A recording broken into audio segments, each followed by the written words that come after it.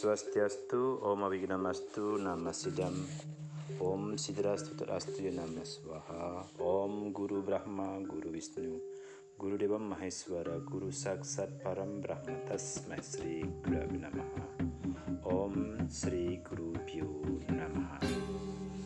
Berjumpa kembali bersama kami, Penyuluh Agama Hindu Kementerian Agama Kabupaten Poso, dalam seri bimbingan atau penyuluhan agama Hindu. Izinkan pada kesempatan kali ini menyampaikan tema dengan judul Genta dan Mitologinya yang disarikan dari buku Tattwa Brata Sasana Mantra Pemangku. Umat sedharma yang berbahagia, ketika kita menjalankan swadharma keagamaan kita, terlebih dalam melaksanakan upacara upacara keagamaan, kita tidak bisa terlepas dari pemangku. Pemangku dalam menjalankan swadharma kepemangkuannya wajib menggunakan genta ketika ngantap puja wali Ida Betara. Namun ada beberapa aturan yang harus dipahami oleh seorang pemangku ketika ngagem genta atau menggunakan genta, baik sikap tangan dan pukulan atau dentingan suara genta yang dimainkan. Umat sedharma yang berbahagia, pemangku juga wajib mengetahui fungsi dan manfaat genta serta sejarah yang melatar belakangi kewenangan pemangku menggunakan genta. Hal ini sangat penting bagi seluruh pemangku dan calon pemangku yang menggunakan genta agar mengetahui sejarah serta fungsi dan makna daripada genta, agar tidak menggunakan genta tidak pada tempatnya. Umat sedharma yang berbahagia, berbicara mengenai genta, tentu kita ingin mengetahui bagaimana riwayat sampai muncul ada genta atau bajra yang digunakan oleh pemangku hingga saat ini. Umat sedharma yang berbahagia, riwayat genta menurut mitologi diawali dari suara keroncongan sapi di pegunungan Himalaya India yang diyakini sebagai tempat bersemayamnya para dewata, khususnya Istadewata, Dewa Siwa dan saktinya. Perlu diingat, sapi di negeri Bharatawasa India sangatlah disucikan.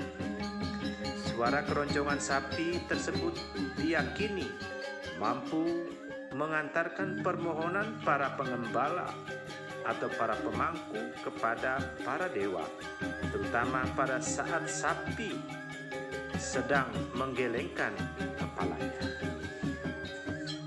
Umat sedharma dalam lingkar persaudaraan dharma, adanya kepercayaan bahwa suara keroncongan sapi itu mampu menghubungkan permohonan pengembala atau pengangon kepada para dewa. Maka keroncongan sapi itu lalu disucikan dan diberi nama genta sebagai sarana untuk menghubungkan manusia di India dengan Tuhan.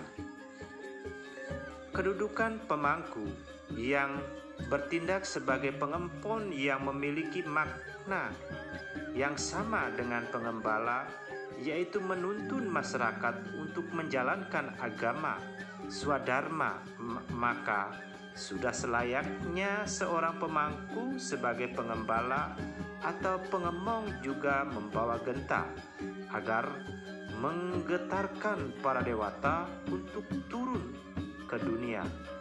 Dengan kata lain, bahwa genta dipergunakan untuk mengundang para dewata agar turun ke dunia. Umat Dharma yang terkasih, beberapa orang suci menyatakan bahwa genta sebagai pemanas minyak yang telah beku pada sasi kapat. Minyak yang telah beku sebagai simbol energi atau energi dewata. Kemudian genta yang dibunyikan oleh pemangku dapat menggentarkan dan memanaskan minyak yang telah beku tersebut sehingga meleleh atau mengalir. Begitu pula genta dapat menggoncangkan dewata atau ista dewata agar turun ke dunia untuk menyaksikan segala jenis upacara upakarayatnya yang dilakukan oleh umat manusia. Umat sedharma yang berbahagia, di Bali mitologi genta juga hampir sama dengan di India. Dikisahkan bahwa ketika Danghyang Nirata mengadakan perjalanan Dharma Yatra keliling Bali, beliau bertemu dengan seorang pedagang yang sedang menuntun kuda. Pada leher kuda itu dikalungkan keroncongan yang memiliki bunyi sangat merdu dan indah. Sang pendeta sangat kagum dan mencoba memintanya dari sang pedagang. Lalu sang pedagang memberikan keroncongan itu. Danghyang Nirata kemudian mensucikan keroncongan itu. Kemampuan beliau pergi selalu membawa keroncongan itu untuk mengingatkan daya batin beliau dalam usahanya untuk menyaksikan diri dengan para dewata. Keroncongan itu kemudian disucikan dan disakralkan dan dinamakan genta dan diwariskan secara turun-temurun kepada sisya-sisyanya. Berdasarkan mitologi tersebut menyatakan bahwa suara genta sebagai media untuk penyatuan batin dengan ide betara, keheningan suara genta seirama dengan detak jantung orang yang memainkannya.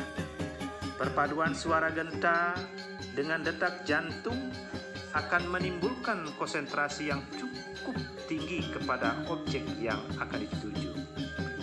Dari pemaparan mitologi tersebut, pemangku wajib mengetahui bahwa genta bukanlah aksesoris yang dihiasi oleh pernik-pernik yang aneh dan seni, tetapi penekanan genta bagi agam-agaman pemangku adalah fungsinya, yaitu niskala sebagai pengundang turunnya dewata dan secara skala untuk memusatkan konsentrasi pemangku kepada ide betara. Membunyikan genta sebaiknya disucikan dengan karakter pemangku itu sendiri, karena seirama dengan jantung sesuai dengan karakter pribadi. Jika pemangku sudah mencapai ketenangan, maka irama jantung akan menjadi konstan dan begitu juga irama genta akan menjadi tenang. Karakter pemangku dapat dilihat dari irama genta yang dimainkan. Umat Dharma yang berbahagia, selain mitologi di atas, dari segi suara disebutkan dalam lontar prakempa, yaitu suara genta berasal dari suara inti alam. Suara ini berasal dari suara alam prakempa yang lahir dari yoga Sang Hyang Triwisesa. Suara tersebut muncul dari masing-masing arah menurut mata angin.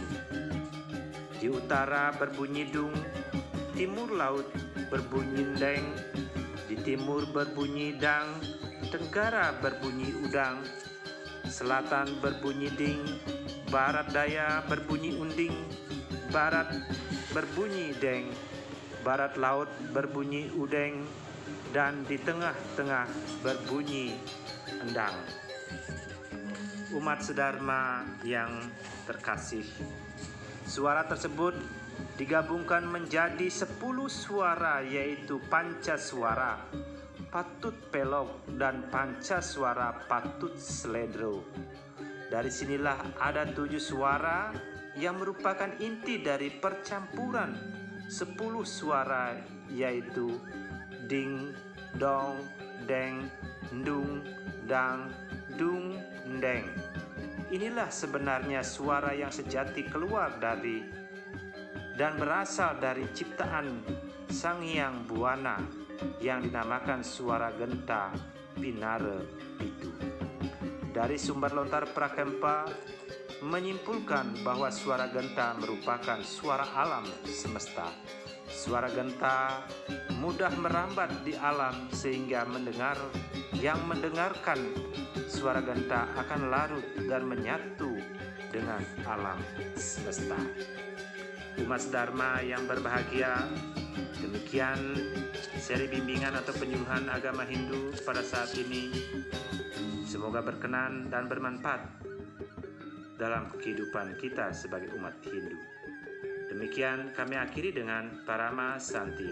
Om Santi Santi Santi Om.